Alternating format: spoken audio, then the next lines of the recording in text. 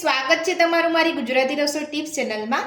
આજે આપણે બનાવીશું ઇન્સ્ટન્ટ બની જાય તેવો બ્રેડનો ટેસ્ટી નાસ્તો। તો ચલો આપણે બનાવવાનું શરૂ કરીએ।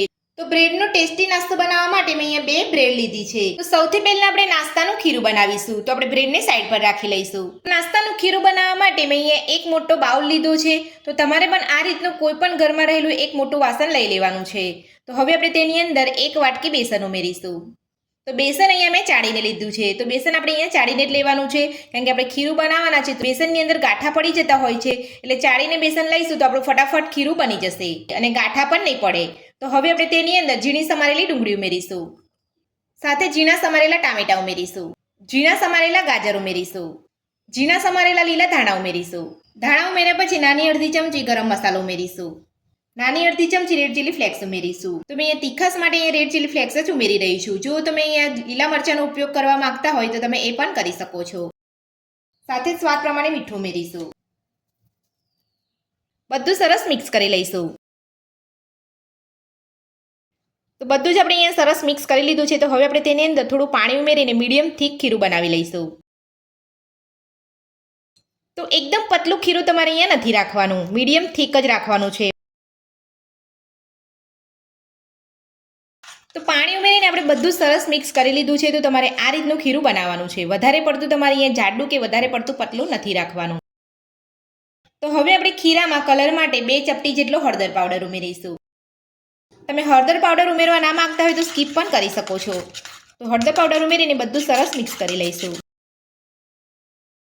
તો હળદર પાવડર ઉમેરીને બધું સરસ આપણે અહીંયા મિક્સ કરી લીધું છે। તો હવે આપણે ખીરાને 5 મિનિટ માટે ઢાંકીને રહેવા દઈશું।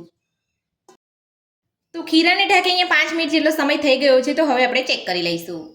તો ખીરું આપણું એકદમ સરસ રીતે અહીંયા સેટ થઈ ગયું છે। તો હવે આપણે ખીરાની અંદર બ્રેડ લઈ અને નાસ્તો બનાવી લઈશું। તો નાસ્તો બનાવતા પહેલા તમે જોઈ શકો છો મેં અહીંયા ગેસ ઉપર એક તવો રાખ્યો છે। તો તવા ઉપર આપણે થોડું તેલ લગાવી લઈશું। તો આ રીતે તમારે 1 ચમચી જેટલું તેલ લગાવી લેવાનું છે। તો હવે આપણે બ્રેડને ખીરાની અંદર લઈ અને શેકી લઈશું। તો આ રીતે અહીંયા બ્રેડ ઉપર ખીરું લગાવી લેવાનું છે। તો બ્રેડની ઉપર ખીરું અહીંયા લાગી ગયું છે। તો હવે આપણે બ્રેડને તવા ઉપર લઈ લઈશું। તો બ્રેડને આપણે અહીંયા તવા ઉપર લઈ લીધી છે। તો હવે આપણે ગેસની મીડિયમ ફ્લેમ પર બ્રેડને એક બાજુ શેકાવા દઈશું। તો હવે આપણે બ્રેડને પલટાવીને ચેક કરી લઈશું।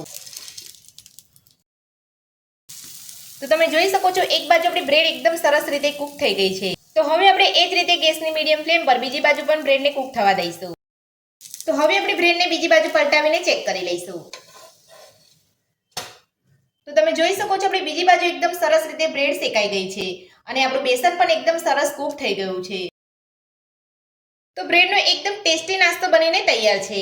તો આ જ રીતે બીજી બ્રેડને પણ આપણે ખીરાની અંદર લઈ અને શેકી લઈશું।